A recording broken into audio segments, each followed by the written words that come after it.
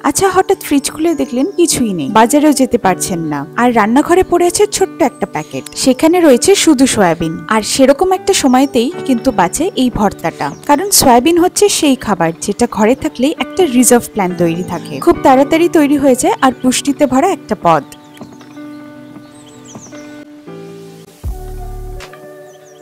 তবে রোজকারের মতন সয়াবিনটাকে কারি না করে আজ বানালাম সয়াবিনের ভর্তা। সবার প্রথমে সয়াবিনটাকে সেদ্ধ করে নিচ্ছি সামান্য নুন দিয়ে।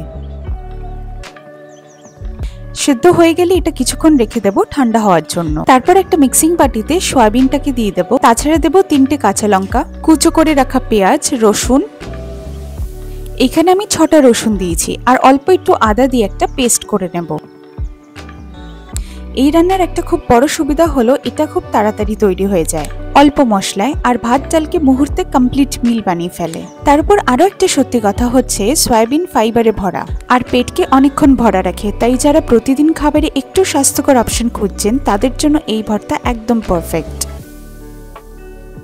এবার গরম সাদা তেলে শুকনো লঙ্কা দিয়ে দেব, আর কুচো পেঁয়াজ দিয়ে একটু ভেজে নেব। তারপর সামান্য নুন দিয়ে মিশিয়ে নেব। যখন দেখবেন পেঁয়াজের একটা হালকা লাল রং চলে আসছে, তখন সয়াবিনের মিক্সচারটা এখানে দিয়ে ভালো করে মিশিয়ে নেব। এবার দেবো 1 ছোট চামচ লাল লঙ্কা গুঁড়ো, হলুদ গুঁড়ো, জিরের গুঁড়ো আর সামান্য নুন দিয়ে ভালো করে মিশিয়ে নেব। এবার এরকম ভাবে মেশাতে থাকবো যতক্ষণ না একটা হালকা লাল রং চলে আসছে। এই মশলাগুলো সয়াবিনের সাদামাটা স্বাদকে একেবারে বদলে দেয়, একটা তীব্র বাঙালি ফ্লেভার এনে দেয়। আপনারা কি কখনো সয়াবিনের ভর্তা বানিয়ে খেয়েছেন? কমেন্টে অবশ্যই জানাবেন। রেসিপিটা ভালো লাগলে একটা লাইক করে দেবেন আর প্রিয়জনদের সাথে শেয়ার করে দেবেন। খুব তাড়াতাড়ি দেখা হবে নতুন আরেকটি স্বাদ, নতুন আরেকটি গল্প নিয়ে। ভালো থাকবেন, সুস্থ থাকবেন।